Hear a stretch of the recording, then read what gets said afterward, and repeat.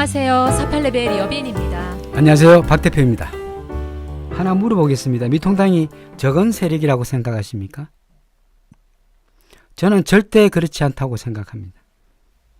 이 보수의 정권의 이 바닥에 있는 콘크리트 바닥, 이것을 누가 깨트릴 것이냐가 문제겠죠. 비록 의원의 의석수는 100석이라 치더라도 100여석이라 치더라도 기존에 깔려있는 이 보수들의 콘크리트 정을 어떻게 할 것입니까?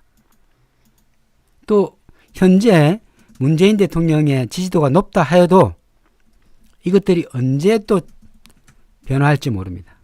원래 있던 이런 예전의 보수 여당의 이런 형태가 아직까지 다 자리를 잡고 있는 거죠. 그 예로 언론, 검찰, 법원 이렇게 그대로 자리를 잡고 있죠. 예전에 있던 사람 그대로 다 있는 거예요. 어떻게 보면 우리가 문재인 대통령께서 잘하고 계시지만 자세히 들여다보면 별로 할 것도 없다 이래 보입니다. 왜? 자기네끼리의 결속력 이것은 어마무시하거든요. 사실은요. 우리가 겉보기에는 180석이지만 사실 힘이 있냐면 개인적으로 힘이 없다 이렇게 결론 내리고 싶습니다. 정말 권력 자체는 어디로 가 있습니까? 어디로 가 있습니까? 권력이. 여러분 생각을 좀 물어볼게요. 지금 어느 부분이 가장 문제입니까? 사법, 언론, 검찰. 중요한 건 이거죠. 네.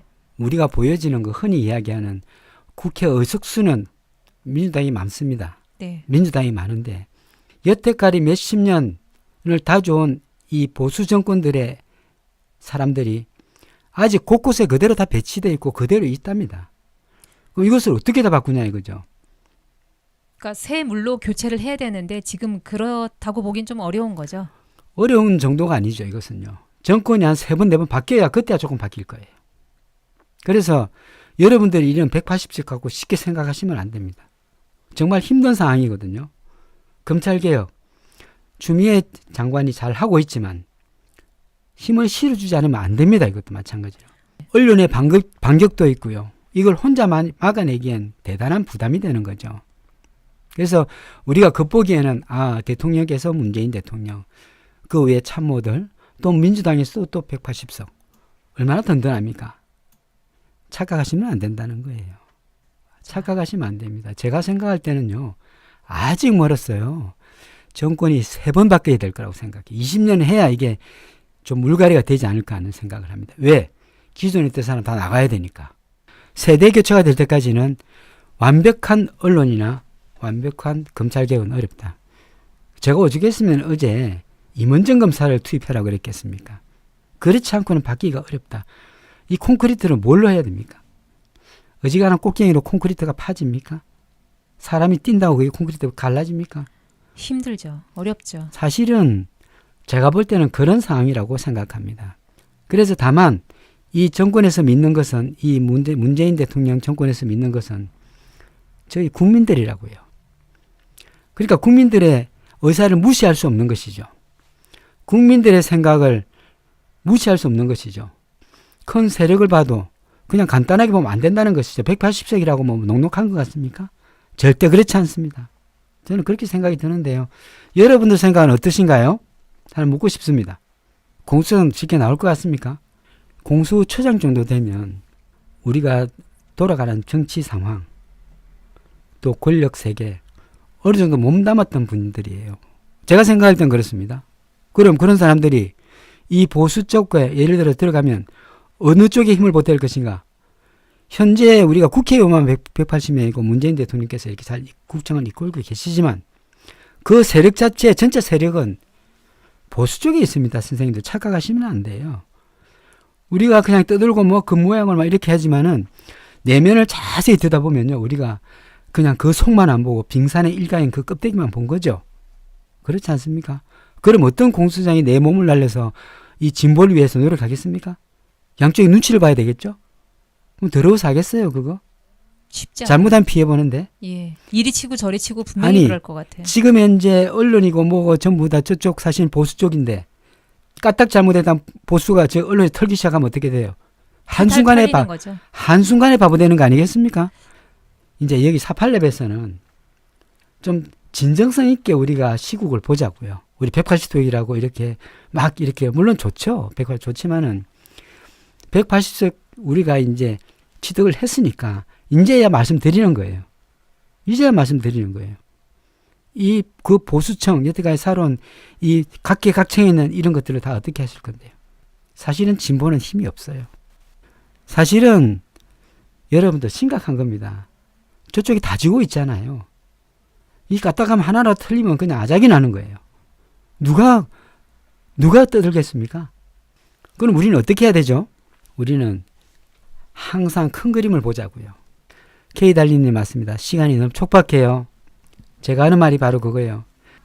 노 대통령께서 검사와의 대화에서 이렇게 뒤집어 엎고 몇 번 했지만은 결국은 노 대통령께서 당했거든요. 그만큼 이 검찰의 반발이 굉장히 무서운 것입니다. 선생님들 상상하는 외예요.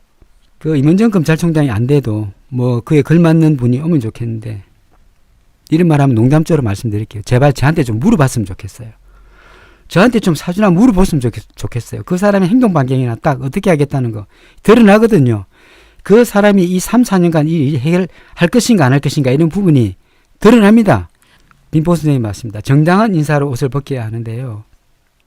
바로 그 권력체가 그대로 있는 상태에서 머리만 바뀐다고 이게 바뀌겠습니까? 수족이 바뀌어야지.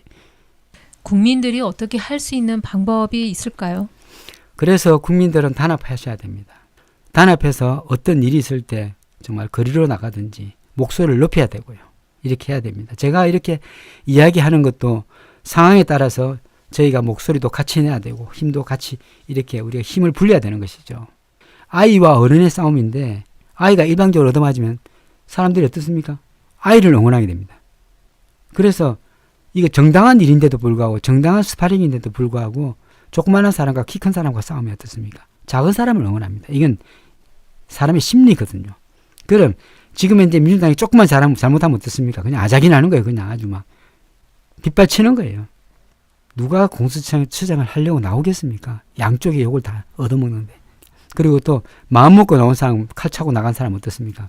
당연히 여당에서 반대하겠죠. 그럼 되겠습니까? 안 되죠. 그럼 이쪽도 아닌 저쪽도 아닌 중도파도 흐리멍텅한 사람 하나 올려놓고 하겠죠. 기억 자체가 제대로 되겠습니까? 김정숙이 맞습니다. 믿어봅시다. 믿어야 됩니다. 이해찬 대표가 있어서 든든하긴 합니다만. 공수처장으로 아무리 둘러보고 아무리 찾아보고 조회를 해봐도 최강욱 당선자도 하는 말이 자기가 알고 있는 분 중엔 있는데 뭐 이문장 검사라든지 뭐 본인 포함 최강욱 본인도 뭐 나머지 분들은 해당 사항이 없다고 합니다. 색깔이 없는 분이 필요한 거죠. 그러니까 제가 그랬잖아요. 개정해야죠. 그걸.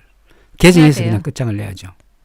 네. 그런데 이것도 문제가 만약에 이 정권이 바뀌게 되면 마음대로 또 휘두를 거 아닙니까? 함부로 하면. 심상정 씨가 또 반대하겠죠. 이번은 꼭 뒷다리 잡습니다. 꼭 뒷목을 잡아요. 임원정 검사는 어느 직위까지 올라가겠죠. 생각해 보십시오. 우리가 중앙지검장이 바뀔 때, 야, 그래도 중앙지검장이 바뀌었으니까 이제 힘을 써서 어떻게든지 조금 권력의 설이 좀 바뀌겠구나. 이제 윤 춘장도 꼼짝 못 하겠구나 했더니 어떻습니까?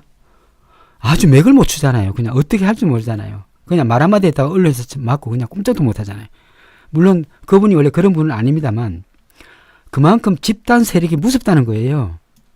그분이 그렇게 하고 싶어 하는 거 아니에요. 언제든지 아작이 날 수가 있거든요. 이것은요. 학생들이 다 회장만 바라보고 있는데 부회장이 이야기해봐야 이 말이 들어갑니까? 회장이 가만히 있으면 가만히 있어야지. 그런 꼴 아닙니까 지금.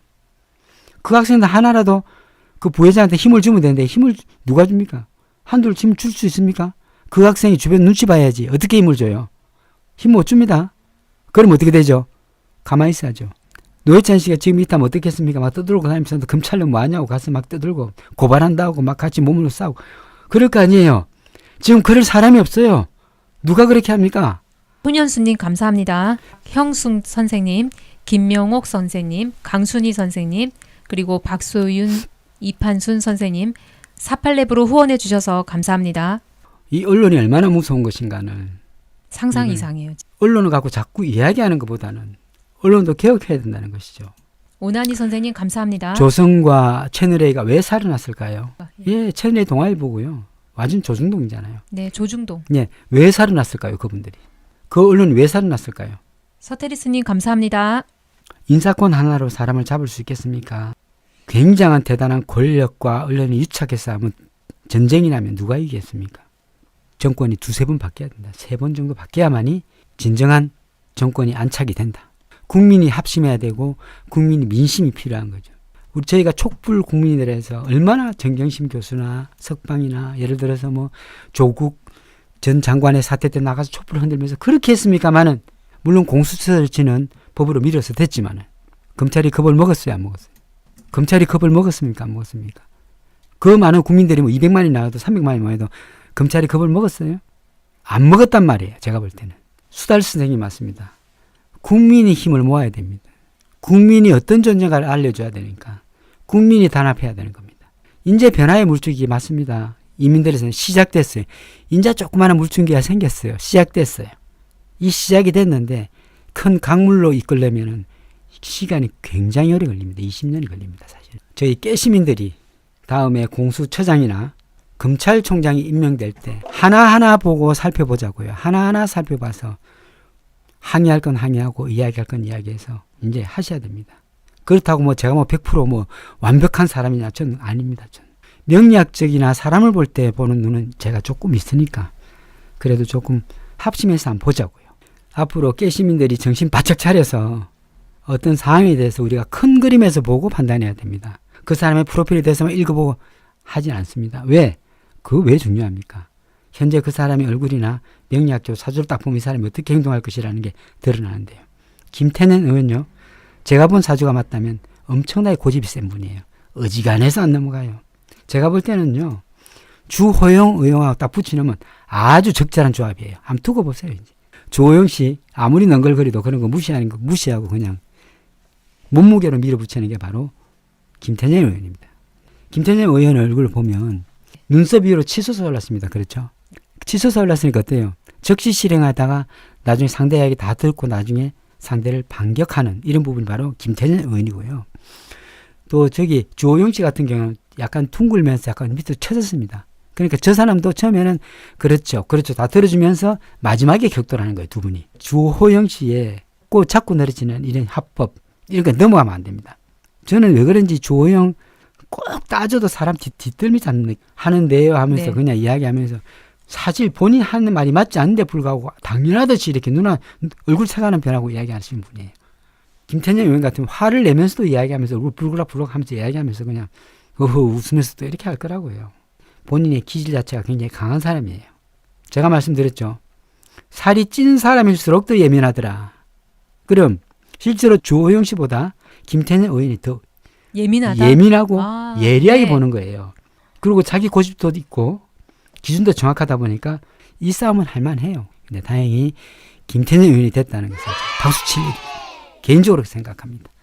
그런데 김태년 의원의 저분이면 좀 괜찮겠다 했다고 생각해서 하는 것은 눈썹과 눈썹 사이에 보면 일자로 줄이 올라 쫙 가 있습니다. 보이십니까? 세로줄. 예, 저것은 전문가거든요.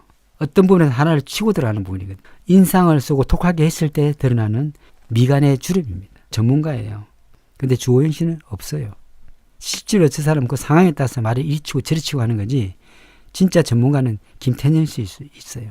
화관도 매우 좋습니다. 저분요. 김태년 씨가. 얼굴이 붉네요. 네, 그러니까 붉어요. 예민해서 그렇습니다. 이인영 씨 완전 다른 사람입니다. 이인영 씨는 좀 순수한 분이고요. 저분 그래 순수하지 않습니다. 예를 들어서 그거죠. 감성적인 부분이 별로 덜하다는 거예요.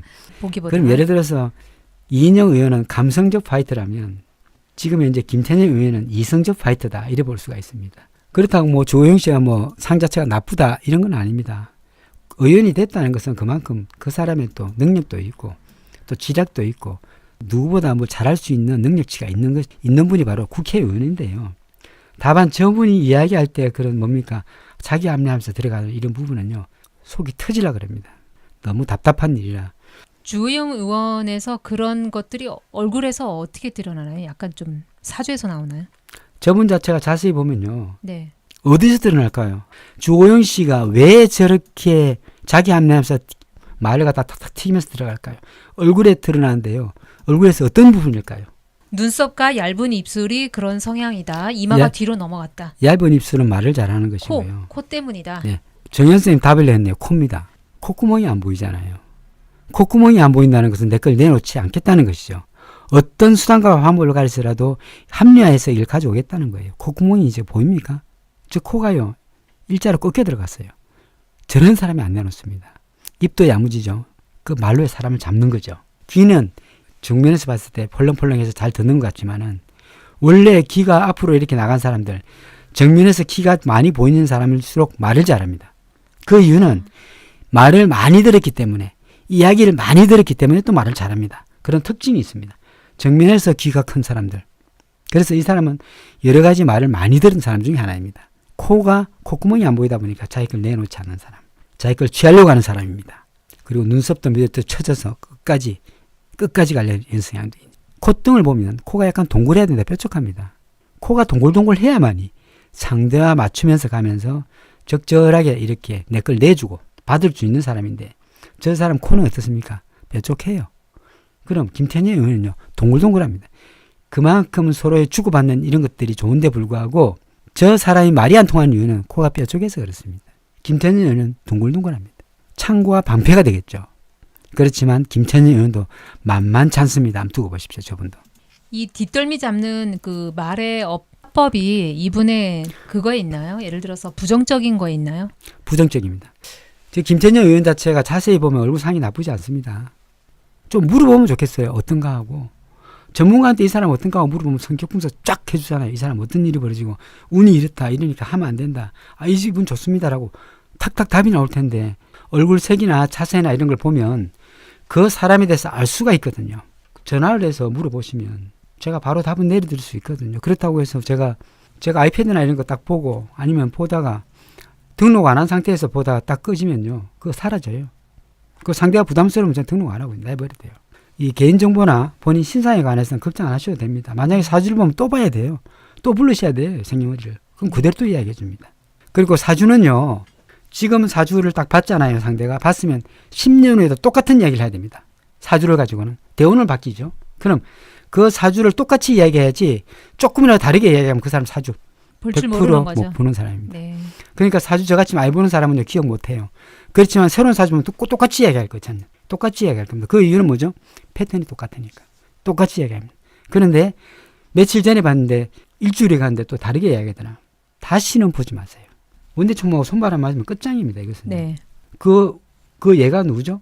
나경원 씨하고 한교안 씨 아닙니까? 손발 맞았습니까? 실패작이에요. 안 맞죠.